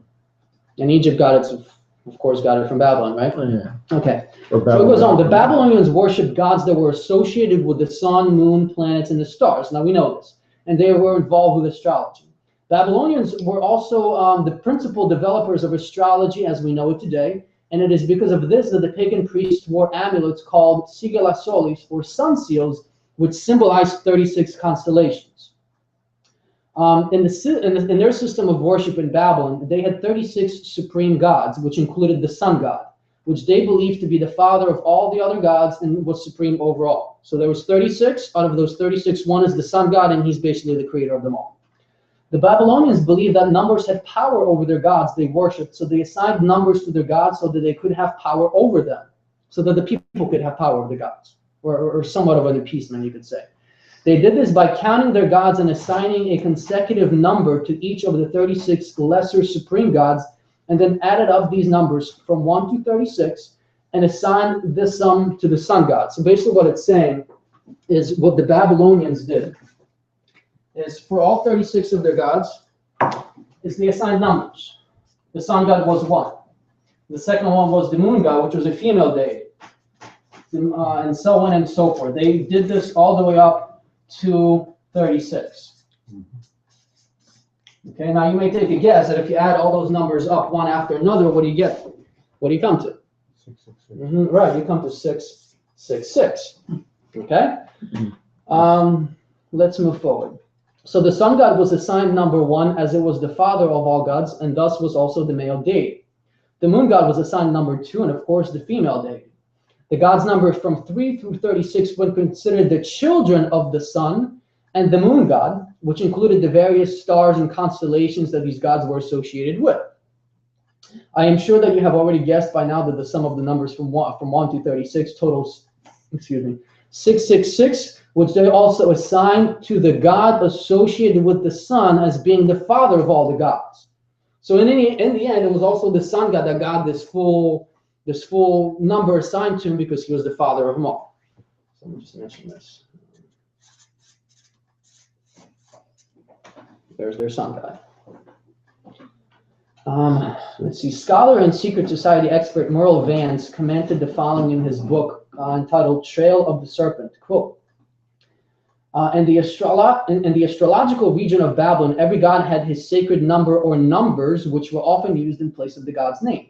These numbers indicated the god's place and power among the astrological gods. Going deeply back into Babylonian astrology, we find the real reason for the sanctity for the number 36. The Babylonians divided the zodiac signs into 3 rooms, 12, 36 total. So they divided the zodiac. So what did it say? They divided the zodiac into 12 houses.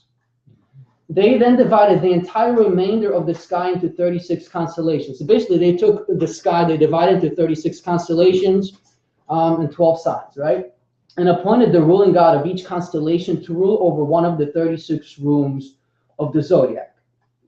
Since the spirits of the departed were believed to go on and dwell in the stars, a teaching that's still, which is still much alive today, there was therefore not a spirit in the heavens, not a star in the sky, which was not represented in the 36 rooms of the zodiac.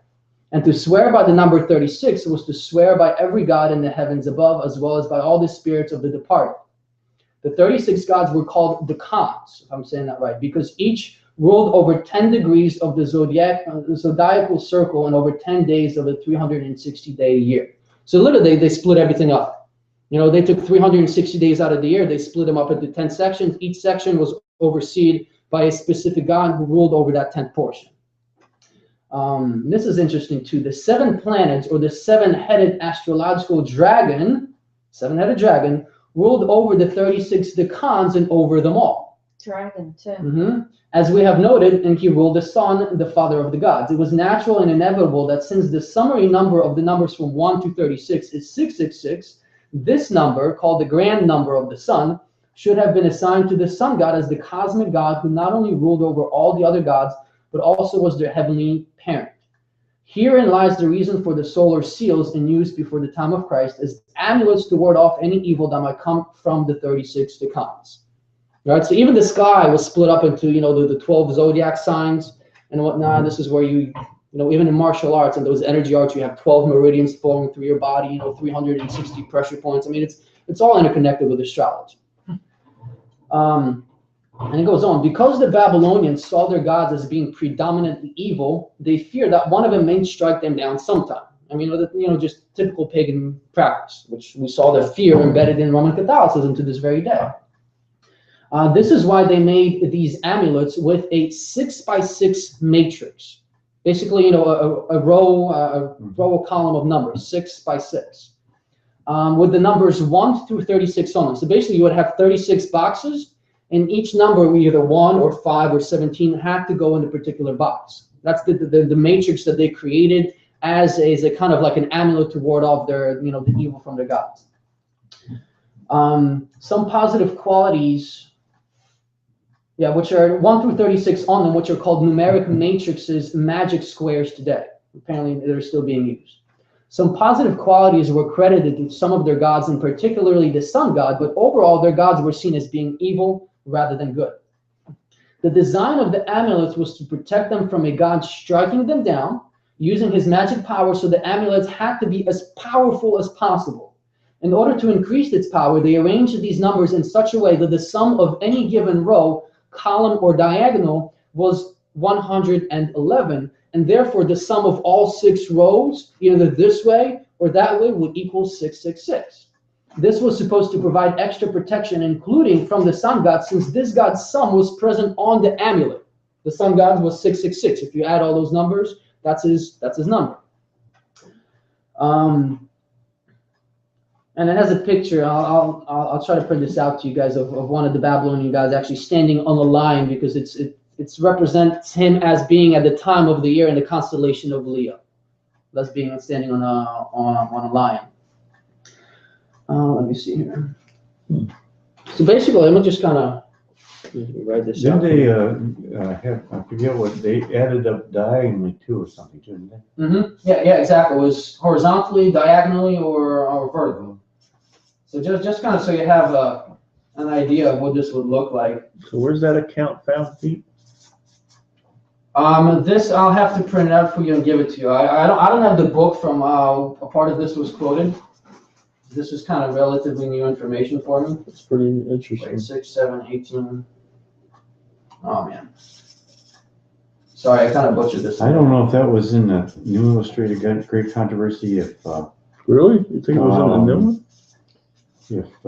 Jim Arabito, because I remembered about the omelet. You could read it diagonally and crossways, and it came to a certain sum. Yeah, maybe Jim mentioned that. I don't know. But I haven't come across this before up until recent. I wonder if that's the same kind of deal going on in the Mesoamerican cultures and stuff. So basically, it was just something like this.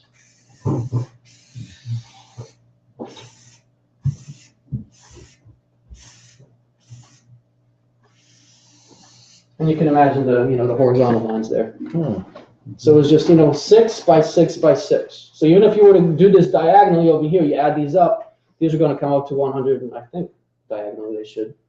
It's like a bingo. Or maybe, no, I think it's maybe just the horizontals and the verticals that would add up to 111, because the diagonal you can only do once, and then it just kind of, you're out. Looks like a bingo board. Let's not get started. Although, Well, that's also a perversion of the breastplate that didn't the priest or whatever wear in Israel, that they had, jewels. mm-hmm. I don't know if the jewels had an numerical Right. value to them or not. Although they didn't have 36, the Right. priest had 12. exactly. Which is interesting that you would mention that. I like that. Counter to that. Okay, so he goes on quoting from a book by Morel Vance. He further explains the need for a person to carry the amulets with them. Quote, as to why anyone should use the number 666 lies in the very nature of pagan idolatry, which is nothing but disguised demon worship, which I agree. The principle behind all demon worship is fear, and the worship is nothing more than an effort to placate the evil one.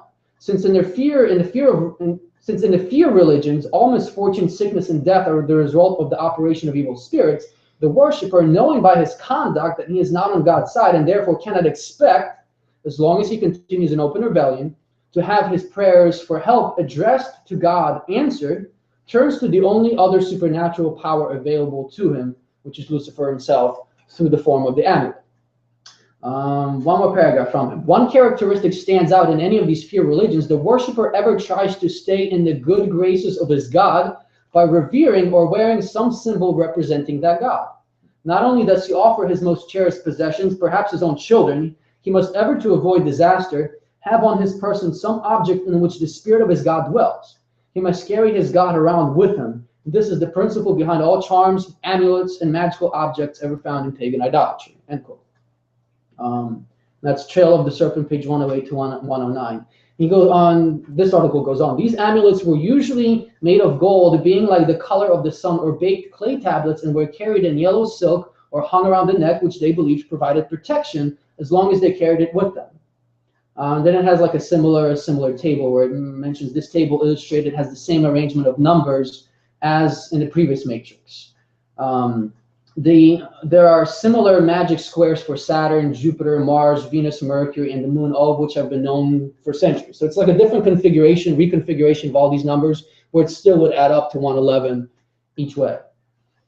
The creating of amulets with this number arrangement that belongs to astrology appears to have continued well past the time of Christ. Archaeologists have found amulets with Latin inscriptions, so we know that the Romans were indulging in this practice also. Therefore, the number 666 came about from pagan worship practices of the Babylonians and their practice of astrology. The symbolism of sun worship is still used in many areas of the Catholic Church today, not always particularly obvious, but often packaged discreetly as to not be noticed by the untrained eye. After the church became the state religion of the Roman Empire, possessing a 666 solar seal, magic square could get you burned at the stake because they adopted slightly different symbols, even though they were still pagan. Okay, let me just end with this. In a very real sense, the numbers representing each god carried by the holder was believed to give them power that they would not ordinarily have. To the worshiper of the Babylonian gods, anyone having such an amulet on himself with the sum reaching to 666 was seen as having power over all the gods and would likely have been regarded with some awe and respect. Did you get that? This is the key. To the worshiper of the Babylonian gods, anyone having such an amulet on himself with the sum reaching to 666 was seen as having power over all the gods and would likely have been regarded with some awe and respect. The worship. Right, so if you take 666 from paganism, a pagan 666, what did it mean to the one who was holding the amulet? That he was now who? God. God. Yeah. Over all the gods. So power over God himself. And I use lower capital H in himself because God is just a title. Himself, it's a reference to their gods, not our God. So just if you're curious. So the pagan 666 meant that you had power over God himself if you had the amulet. For the amulet wear or bear. Now, does this ring true or familiar of anything, or does it ring a bell? Well, Because go ahead. Because we know that this number was the number of a man at that time. No. At what time? At the time of paganism, when these people were doing it. Once that person incorporated or assimilated that amulet to himself, carrying that 666, is it 666? Is it his number? It does represent the God, but now that 666 is applied to himself as him being in charge of or control or power over all of them. That makes sense. So the wearer or the bearer would associate himself with this power. And again, mind you, keep in mind that this is about man, humanity, humans putting themselves in the place of God. So I'll just mention this. Humans placing themselves in divinity, all of a sudden. Or claiming divinity, if you want to put it that way. Well, this is where they got this. You know, the numbers are there in nature. Satan utilized this for perversion, right? But still the question is, well, where does it come from? Because this is still pagan. The pagans at that time simply received it from Lucifer, who perverted nature and the laws of nature and different observations about nature, both here on earth and in the sky around us. But these people, did they know why this was 666? apart from the reason, well, the different numbers represent our gods. I would say no. Yeah, so they were still clueless. They still didn't know where the number 666 came from. They were simply incorporated into their worship system, and we see here that the Roman Catholic Church adopted it. Because if you look at having power over God himself, when a priest performs transubstantiation, meaning the Mass. Yeah. Remember, I think I read this to you guys when we studied Daniel. What is the priest, and what do his actions imply that he is able to do or has the power to? It changes that to body of Christ. Mm-hmm. Right. He claims to have the actual ability of creating or transforming this literal wafer into Jesus Christ, the literal body. So, and this is actually from their own doctrines. You can read this up, that they literally claim to have power over God himself by being able to perform this by wearing, their vestments and being in position of this high priest. But the question is, okay, well, I thought that this was a perversion of truth.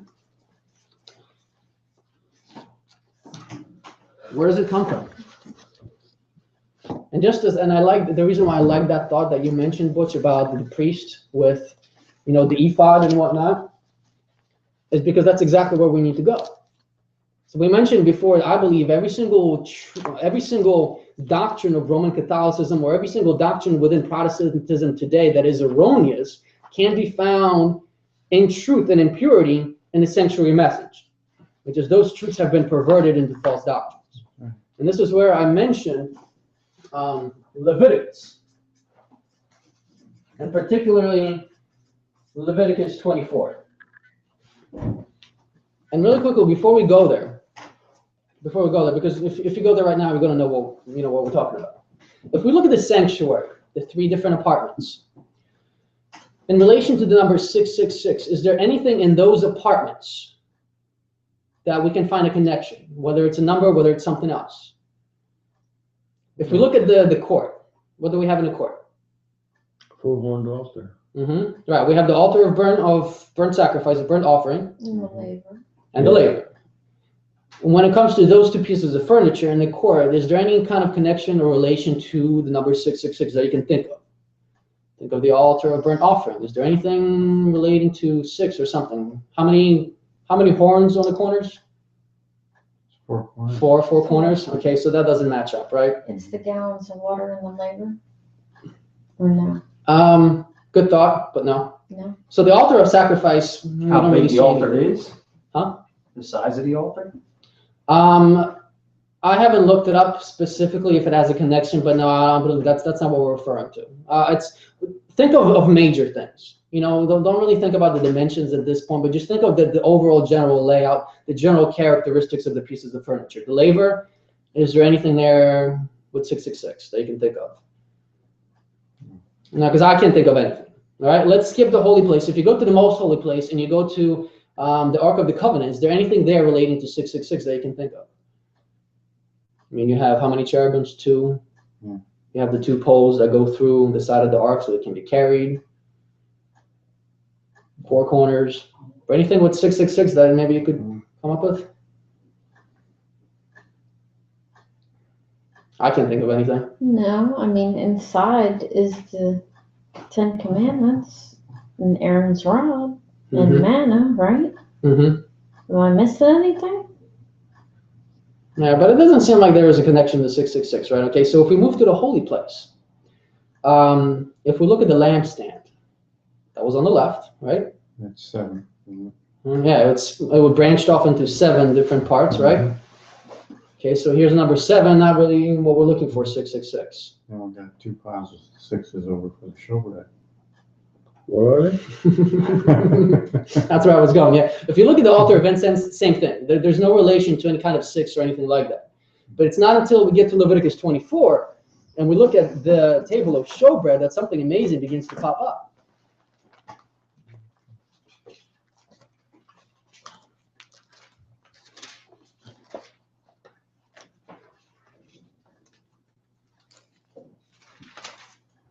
Leviticus 24, and we're only going to read from verses 1 through 9. Leviticus 24, verses 1 through 9. And the Lord spoke unto Moses, saying, Command the children of Israel that they bring unto thee pure oil, olive heating beating for the light to cause the lamps to burn continually. Without the veil of the testimony in the tabernacle of the congregation shall Aaron order it from the evening until the morning before the Lord continually. It shall be a statute forever in your generations. He shall order the lamps upon the pure candlestick before the Lord continually. All right, now we know that was talking about the actual lampstand, right? Now let's move on to the actual showbread. And thou shalt take fine flour and bake 12 cakes thereof. 2/10 deals shall be in one cake. And thou shalt set them in 2 rows, 6 on a row, upon the pure table before the Lord. And thou shalt put pure frankincense upon each row, that it may be on the bread for a memorial, even an offering made by fire unto the Lord.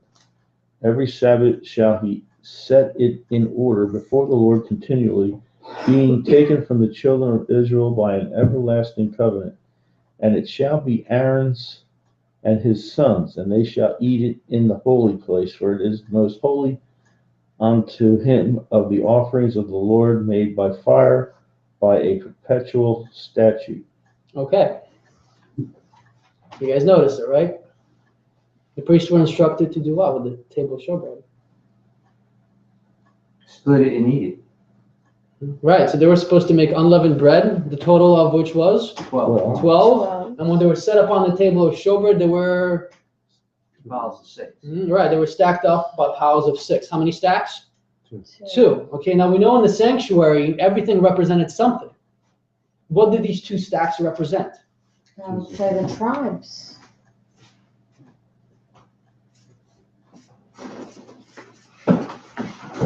We have 2 sets of 6 loaves. What does the bread supposed to represent? Because remember, this is a symbol. It's a good guess that it may represent the tribes. It's the bread of life.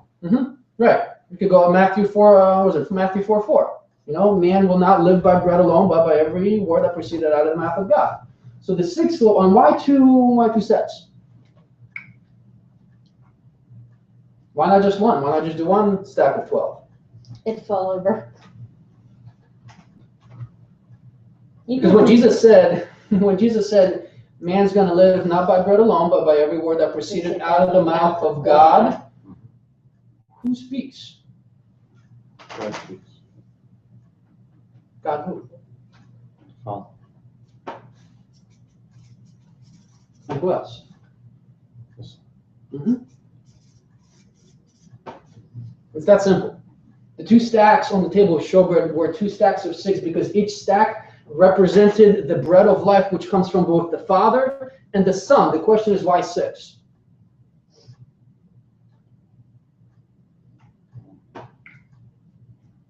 They didn't eat it on Sabbath, I don't know. I think you're going in the perfect direction. When you're looking at 6, how many days in a week? 6, 7.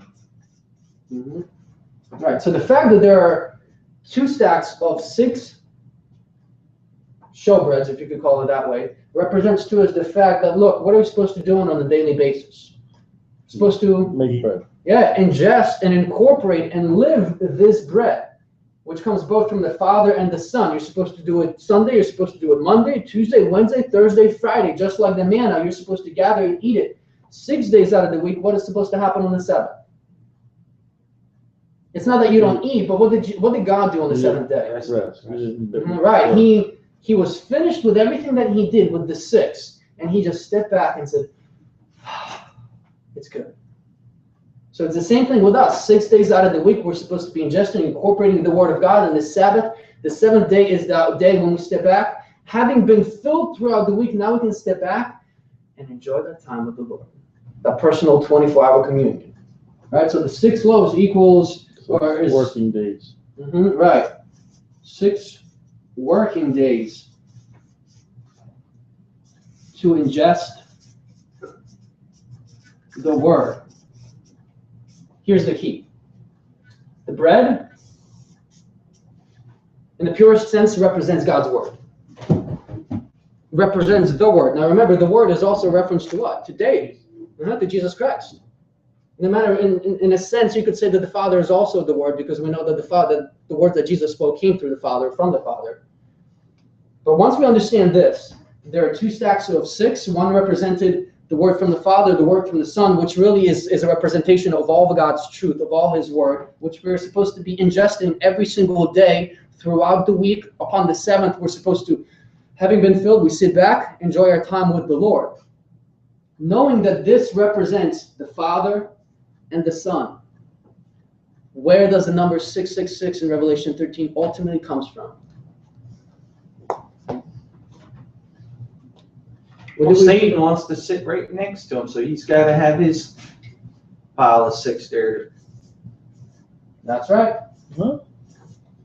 That's ultimately where the purest, the origin of where 666 comes from is a perversion of the sanctuary. It's a perversion of the table of showbread by Satan, as we read in Isaiah 14. In Ezekiel 28, Satan's desire to be like God, to place himself on the throne and receive that kind of worship, which he was jealous in the beginning of Christ. That's all. That's where 666 come from. These people, the pagans, had no idea. But everything that we've studied, every single perversion of the Roman Catholic system, all their doctrines is just a perversion of the sanctuary, just a different part of it. And that's where this comes from. Satan wants to be exalted and glorified as God, which is why in his perverted mind, he put himself here. Because remember, the earthly sanctuary, as we read here about Leviticus 24, when did it come on the scene? Was it always there? No. No, right? It was put there at the time of Moses. They had to build it. But we know that it was a shadow, a pattern taken from the heavenly sanctuary, the original. How long has the heavenly existed? Ever since heaven existed. I would venture to say, that even before Lucifer was created, the God created for himself the sanctuary, including the throne, as a provision, knowing what would take place. Which is why, since it was there since the beginning of time, Satan, Lucifer at that time, became jealous of the Father and the Son sharing the throne. He put himself right there. That's where it comes from. And this is why this is the number of a man, because the person that takes or applies that number to himself, which is the Pope of the Roman Catholic system, uses that title because he claims to be the vicar of God on earth, the substitute. Right. He places himself right next to these two. Does that kind of make sense? I have no idea how I stumbled upon this. Just one day I was just like, hey, this makes perfect sense. I like how you drew your bricks. I was thinking how I have no artistic ability whatsoever, so this is the best way I could. Modern art. No, everything is a counterfeit. Everything. Yeah. Satan is the most unoriginal person that has ever existed. And like in this, see here, I don't know if folks got this one, but it says, Pope is God on this earth, Pope is immortal, Pope is infallible, Pope's crown bears the inscription that we talked about here. The Pope has all the power in heaven and earth and can change divine laws. Pope can change, add to, or take away from, and his word is greater than the Holy Scriptures. All people must be subject to the authority of the Pope in the order to be God's true church. All who separate from the control of the Pope are without Christ. All people must be subject to the authority of the Pope in order to be saved. Even if the Pope was in error or were evil, he still holds power over all Christ's faithful. That's a neat one. The Pope is Christ's replacement or vicar on the earth, and the supreme papal authority comes from the law of the Caesars.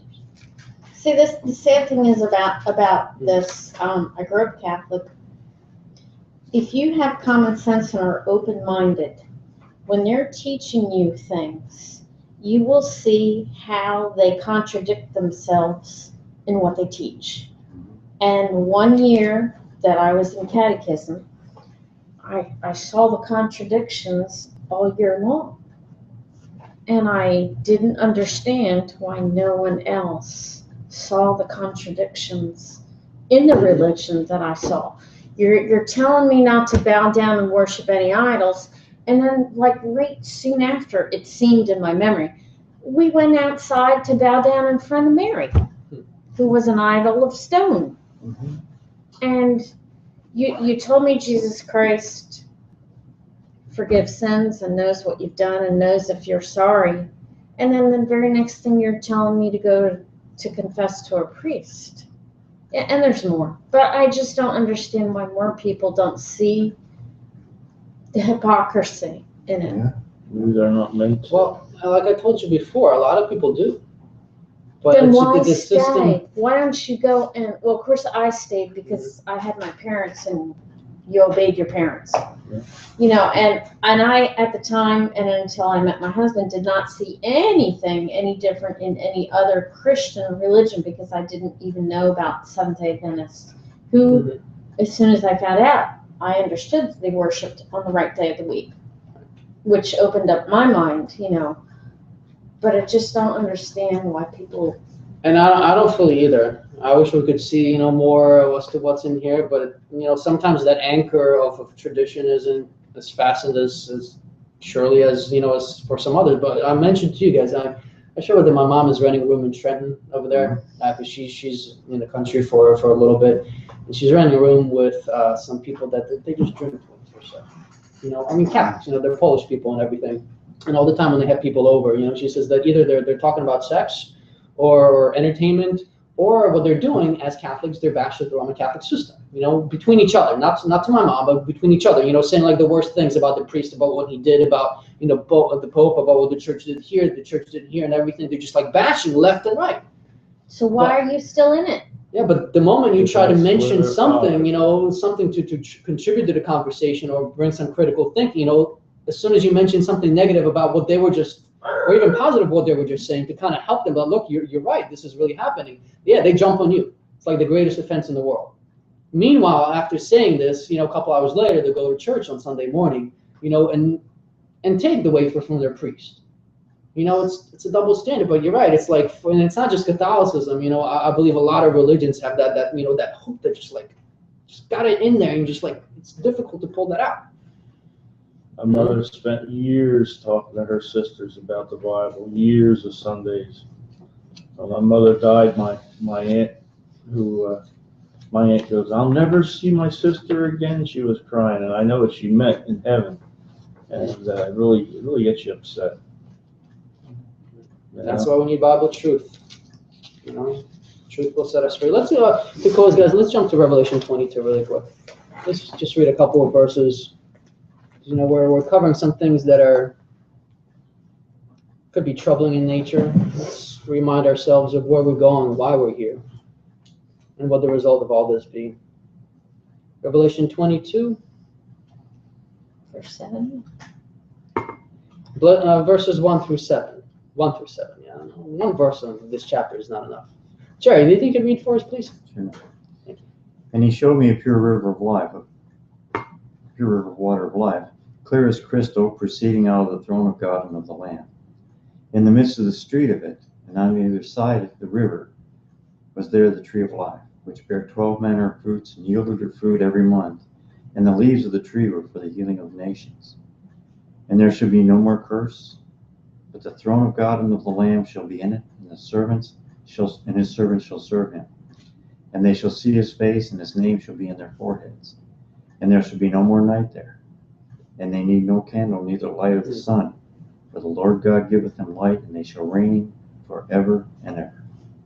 How far? To verse 7. And he said unto me, These sayings are faithful and true. And the Lord God of the holy prophets sent his angel to show unto his servants the things which must shortly be done. Behold, I come quickly. Blessed is he that keepeth the sayings of the prophecy of this book. Amen. Amen. So guys, let's keep taking this to heart. We know time is short. Shorter than I believe we may realize. So let's look forward to what's about to happen. Because as we said before, where sin abounds, grace abounds even more. So let's stay faithful, let's keep fighting, and let's get away from this world. We really need to, myself included. Amen? Amen. Michelle, could you close for us, please? Father in heaven, we thank you so much for being able to gather here to study your word. We ask that this be able to continue. Father, we ask that you cleanse our hearts, our minds, our thoughts. Help us, Father, to turn from sin, to glorify you in each and every action that we have throughout the day. Help us to be your faithful witness here on this earth, for we can do nothing without you. Father, we ask that you give us the strength to go forward day by day, to walk in your path of light, to look for your truths in your word, to study, to memorize, to recite your scriptures, to keep it in our hearts.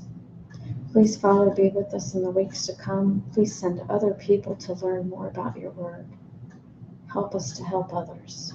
In Jesus' name I pray. Amen. Amen.